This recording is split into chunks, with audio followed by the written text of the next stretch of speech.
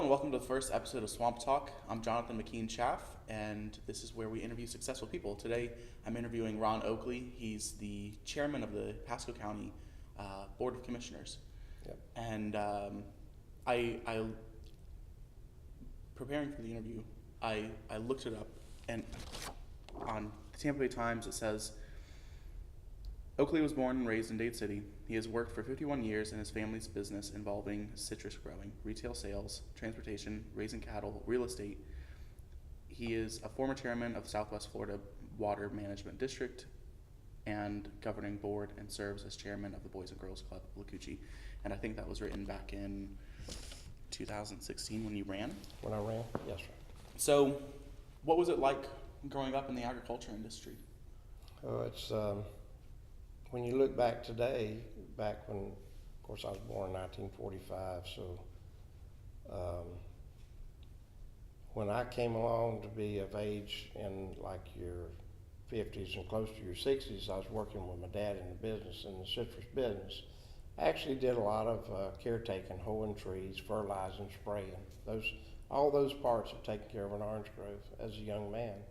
And actually loved it, loved being outside.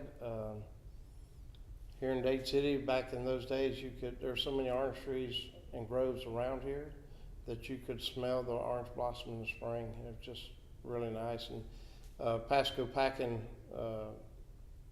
juice plant was just to the north side of Dade City, and at that time they would make a lot of concentrate. And at that time when they're cooking the juice, you could smell that, cooking the water off of that juice, so they could make it into concentrate. And then later years it became more friendly that people wanted fresh juice, so they went into a fresh juice production later. Yeah. Still did some with concentrate, but it changed. Yeah. So you didn't start off your life as a county commissioner, and can you tell me like the journey from the agriculture industry and then everything that's transpired until 2016 when you got elected? Because you're asking a lot. I know that's a lot. So it's I mean, but I think there's an interesting story there. So well, it is, and I hope I can present it the way it really is, because I graduated from high school in 1963. I went directly into college, Carson Newman College, Baptist College, up in East Tennessee, in Jefferson City, Tennessee, which is just east of Knoxville. And in 3 years, I had my 4-year degree and came back to Dade City to take on doing my work with my father and my brother. And at the time, Vietnam War was going on, and I'd joined the National Guard Armory here and locally. And I was very fortunate. Even going into service, I didn't know what to expect, but yeah. I went into service, went into basic training at Fort Campbell, Kentucky. Within about 4 or 5 days, I became the platoon sergeant that the drill sergeant chose me to be. Yeah. I went on through basic training only to, at the end, win a leadership award for the company. And so I think I was very fortunate. I mean, maybe I was that good. I don't know. I mean, yeah. I think back, but when I think about it, I just feel I was fortunate to be able to be there and be a leader in my basic training. Yeah. Then I went on to Fort Sill, Kentucky, Fort Sill, Oklahoma, and I did my training in artillery at the time, only to come back out from there back to Dade City and find out instead of a artillery unit, we had changed over to mechanized infantry. Okay. And which meant I became a squad leader for mortars, and I love shooting a mortar. So it was fun. But I never was called other than a couple of conventions, Republican, Democrat conventions in South Florida, down in Dade County, Miami. And that was our only calling. A couple of times we had to be called up for that. But other than that, they didn't.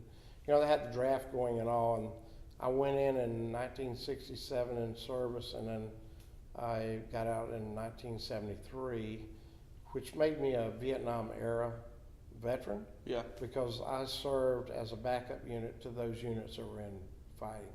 And I had friends, I lost good friends that went to war. And I had good friends that went to war in Vietnam. and came back, good without any issues. So, but can't read the future on that kind of thing. But from there, I was looking after the orange groves and our business, and did that for many years until 1973. My dad decided to build Chapel Hill Gardens right here south of Dade City.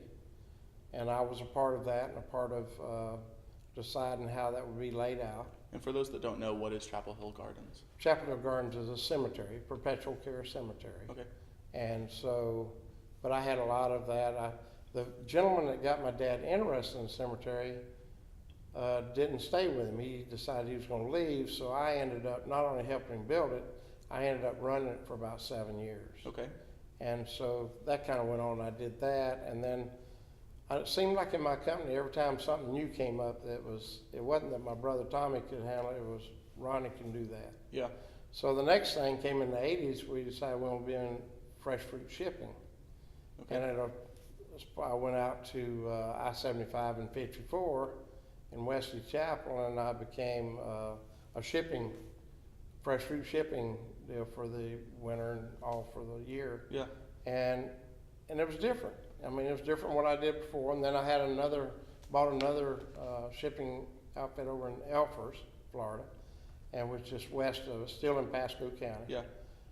And so I did that for about 11 years. And in the 80s, a lot of people don't realize in the 80s we had 3 killer freezes that killed trees down to the ground. Yeah. And we had 7 total freezes, counting those. So every time I'd get a good momentum for selling the packages and all, I'd get hit by a freeze and have to figure out how to take care of that. So how did you take care of it? Well, I had to reach out and go buy fruit that was way more expensive than what I had, because some of the fruit that I already planned was on our own groves. Yeah. So when those freezes hit, the price went up and I had to go try to get fruit somewhere else. So it was a great business and I enjoyed doing it, and I had a good product, and it was just hard to keep the product. So finally we decided to get out of that business, and so we sold that, and that was back in, I think that was in 2092 or something like that when we got Okay. out of it.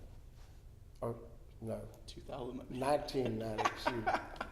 1990, I was making myself real old. So, but anyway. You were looking into the future. Yeah, I was looking way out in the future. That's further than we are now. But then I did that, and then toward the 80s, we moved our business, our citrus business. We moved because of all the freezes, all the fruit business was going south. Yeah. So we moved our business around, I guess, 1988 or so. We moved to Lake Wells, Florida. Okay. And then we started doing that. I was living kind of over in that area for a while, but then I moved back to Zephyr Hills, between Zephyr Hills and Dade City on Fort King Highway. Yeah. And but I'd drive back and forth. And then a few years later on, that we bought a 3,700 acre grove down in Lake Placid, and we shipped fruit there for 2 or 3 years, and then we changed over, and then we started selling the fruit, not actually shipping it ourselves. So we carried that on for quite a while, and we actually sold that grove this past year. Yeah. But it was pretty amazing to me at what I did in my life, and my own business allowed me to. I never got paid from anyone else other than Oakley Groves Incorporated, our parent company. Yeah. And so we developed that, but then late 80s we started developing Oakley Transport. They also haul liquid food products all over the country, all over the United States, and Mexico and Canada. And those food products were liquid sugar, it would be orange juice, of course, Yeah. and then wines and anything that was liquid food products. So, Yeah. so it was pretty good, and the business has been growing. And today, with the way things are, the citrus and all has kind of dwindled away. It's getting worse and worse. So Yeah. trying to keep a citrus business going is a lot of work and a lot of expense at this time of day. But the transport of liquid food products, which are needed all over the country, it's been going very well and been doing well. So, but I'd sold out to my brother, and I was going to be retired, and I I couldn't stand it. Yeah. So I ran for office in 2016. Actually ran in 2012, and I lost my race then. Gotcha. So in 2016, it come back around, and I had sold my business out, and I didn't have enough to do. I had 300 head of cattle and hay that we put up and all, but that wasn't enough to do. I like staying busy. You can only look at your cows; they're just so often. I could imagine. So, I wouldn't have fun doing that. But for me, with the cattle, working cows in a pen and sorting them, cutting calves, and giving them shots was very relaxing to me. Yeah. Very relaxing. A lot of people don't see it that way, but No. you take a chance of getting kicked every now and too. So, but it was good. I actually, back when I was going back and forth between Lake Wells and Dade City, Zephyr Hills area, I always asked myself, I said to myself, God, I don't know what you have in store for me, but it's got to be something pretty amazing down there for one road, because I've only been with one company, and I've only been paid by that one company, but I was able to do a cemetery, a funeral home, citrus packing, always done trucking and liquid food transportation, all those things. And so after 51 years, I sold out my interest to my brother, and I decided I would run for county commissioner. Yeah. And I won. So how did you win? That's an easy question. I got more votes than the other two people. Well, of course, but how did you get the more votes? Like, what was your strategy? Well, I believed in myself. I believed in what I've done in my life. And the county, Pasco County, is a big business. It's got a budget of $1.5 billion. Yeah. That's a big business. Yeah. Well, there's nothing here in the county business that I didn't see in our trucking business and fruit business over the years. Because at one time I was over insurance, I was over human resources, all the shops for our company, just many different aspects of the business that when I'm a county commissioner, I see those same things happening. Yeah. I see, they ask me about how we're going to mediate and how will we know that we should pay this amount of money for an insurance claim, or should we fight it and try to get more or something? Because we wouldn't necessarily blame all the time. We got blamed because we're the county. Or like in our trucking company, we got blamed just because we're a trucking company. Yeah. They always kind of went for the big pocketbook. So Tort laws. when in my own business, if I go into mediation and I had to sell a case, I was always there with my checkbook. Yeah. It was my checkbook we were working on. So in a county business, it's a very similar thing. It's always the county's checkbook. Yeah. And I mean, technically, it is our checkbook. Yes, it's our it shared belongs to checkbook. citizens, and I'm looking after it. Yeah. So I really take that to heart, looking after that. You know, let me step back a second, because also in 2007 to 2011, I was a governing board member, and I was appointed by Governor Chris when he was a Republican. Yeah. And of course, I think I was a great appointment for him myself. But it was really, really great things. So I was actually chairman. I was treasurer, then I was vice chairman, and then I was chairman in 2010 and 2011. Yeah. So I had a lot of good experience through that. Yeah. But when you take all that into connection, and I got elected to be a county commissioner, I actually feel that this was a job that was meant for me, and that my entire life of 51 years of working in different businesses and doing different things for myself, and I was successful at doing them, even though sometimes it was fallback because of freezes or something else. I had to end up selling that company, but and that's hard. When you lose a company, you don't want to do it. But the weather had a lot to do with that. Yeah. And a lot of people have gone through that. Those freezes changed a lot of lives in Citrus. People Sure. that lived up north of us in the Clermont area and Lake County and all them, if they were going to stay in Citrus, they would actually have to move south to be able to stay in Citrus. And they did. But I still think I'm fortunate to have the job I have today. Yeah. As a county commissioner, I have the responsibility of the funds of the citizens of Pasco County to spend them in the right manner and be conservative about how you spend them, but answer to all citizens. Yeah. And can I make every one of them happy? No, I can't. I'll try to, but I don't think I can make them all happy. No. But I'm 73 years old. I love my job. It's one of the best jobs I ever had in my life. I spend the time working hard, studying on what the issues are and what's coming up. There's a lot of power in being a county commissioner in your district and all, and understanding your district. Yeah. And wanting what's best for the citizens. That's the main thing. Yeah. What's best for the citizens. And every time you spend $1, you got to think it's one of your citizens' money. Sure. It's not yours. It's one of your citizens. So I'd like to be real frugal on how we spend that money. And we've actually, in this commission, since I've been on board with the county commission, we've had to step out and spend some money and maybe make some assessments. So some people look at us like we're just raising taxes or something of that nature, but it's not that at all.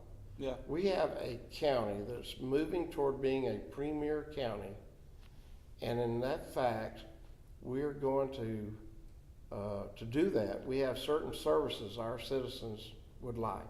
Yeah. Libraries, parks. Good public schools. We have good public schools. Yes, that's part of it. Yeah. And then we have our fire and emergency people that work in those services. We've just had these different assessments come up for that. And they're approved by the people in the county. Yeah. We put them on a ballot, and they were all passed by the citizens of this county. Well, it only makes sense. Yeah, and it'll do a lot for us.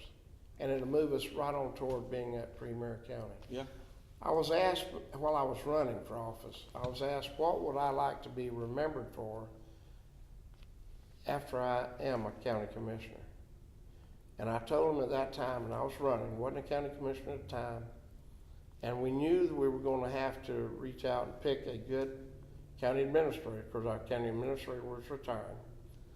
So we did that as 5 commissioners. We all picked number 1. We picked Dan Biles as our county administrator. Mm-hmm. And I wanted to be one of 5 commissioners to be able to pick that special person in that job that would bring together all the services in the county and departments of the county government to make it run smoothly and be better for everyone in the county. Yeah. And before it, I don't think it was quite like that, but I'm gonna tell you, I can tell you right now, all of us picked him.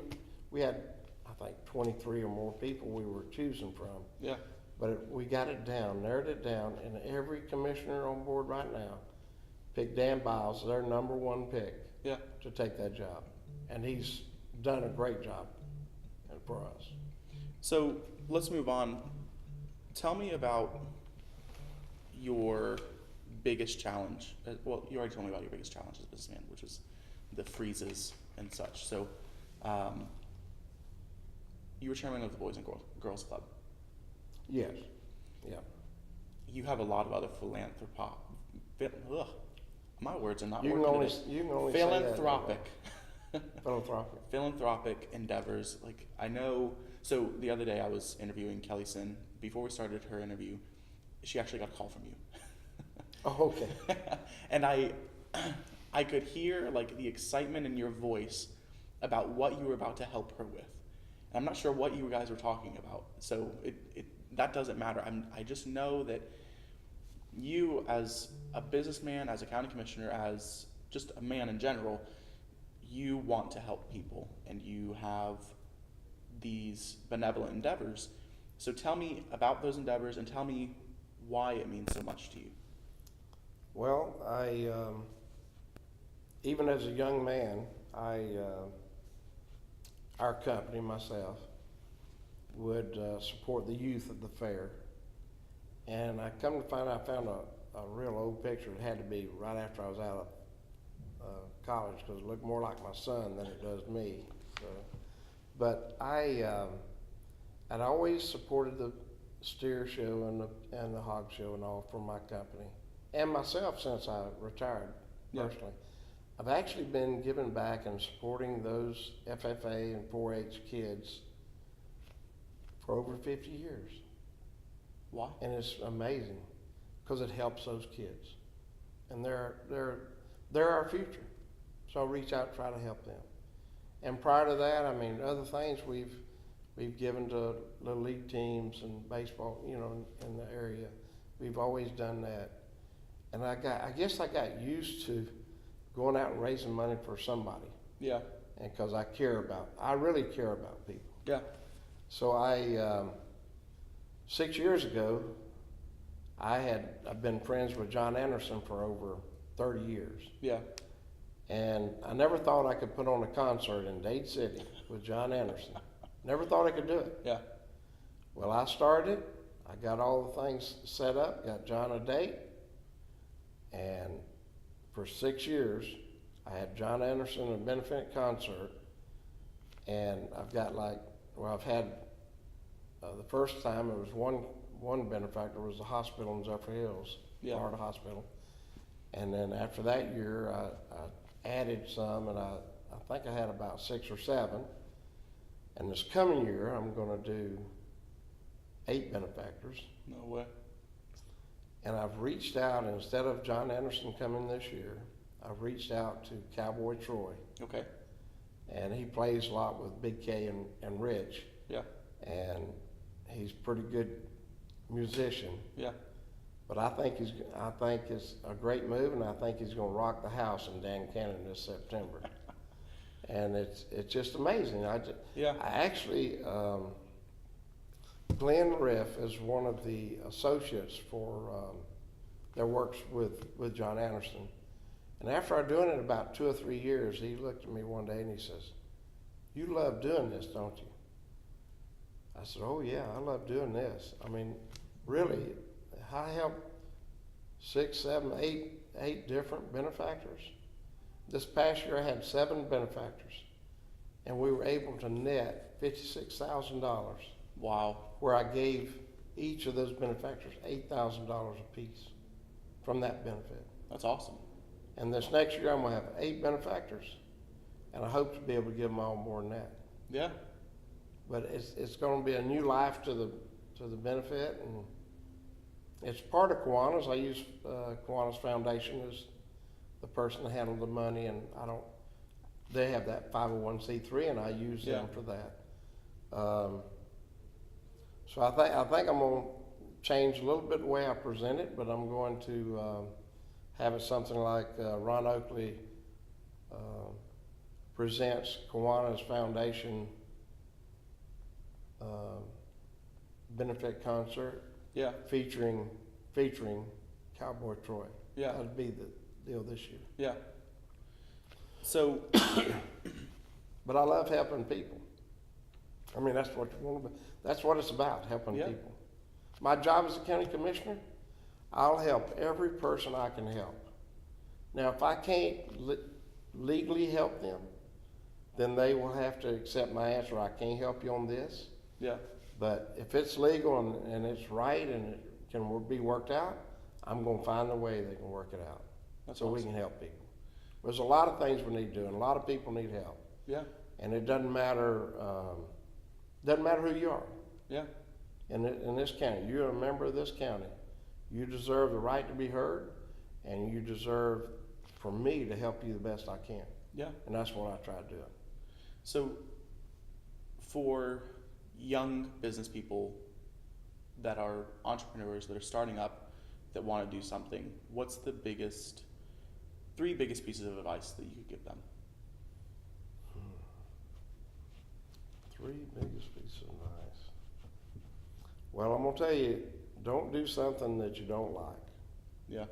Don't do that. Do what you're going to love to be doing the rest of your life. Yeah.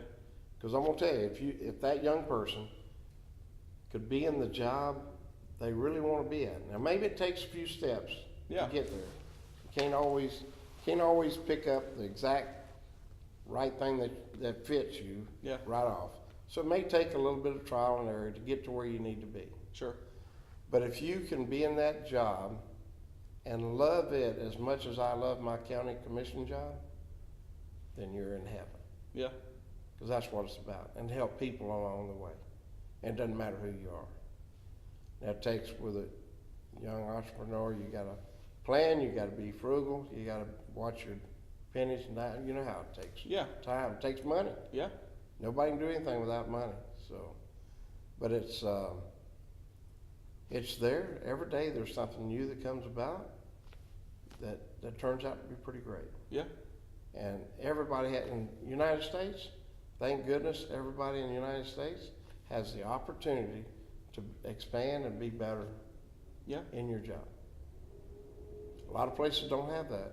A lot of places don't understand freedom. Yeah. We have that here. We have a lot of it. Oh yeah, a lot of it. Okay. Well, thank you for being interviewed, and thank you for watching Swamp Talk.